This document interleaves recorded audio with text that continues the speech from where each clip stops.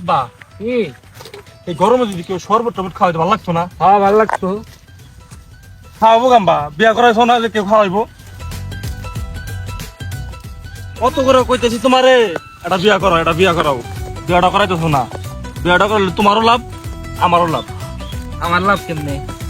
আমার লাভ হইতেছে আমার শরবত খাবো আমার বউ, আর তোমার শরবত খাবো তোমার বিয়ান।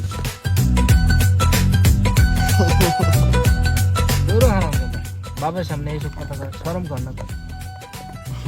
বিয়া কর আমি নি তোরে, যে রাত পড়ছে তোর মায়ের কয়ে একটু শরবত বানাই নিয়ে আমার নিয়ে। আচ্ছা বসো তুমি, আমি দৌড়ে দেয় নিয়ে আসতেছি। যা।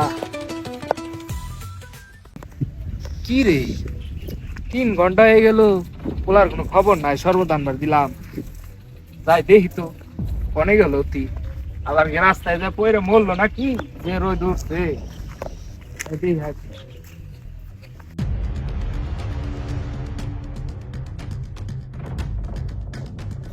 অনেরে গেল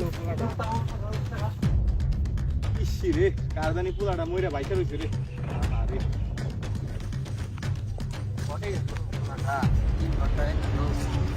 কার পুলাটা রে? কি হয়েছে ভাই?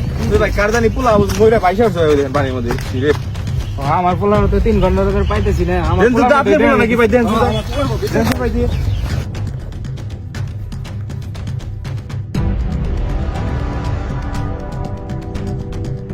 পোলা শেষ হয়ে গেছে রে।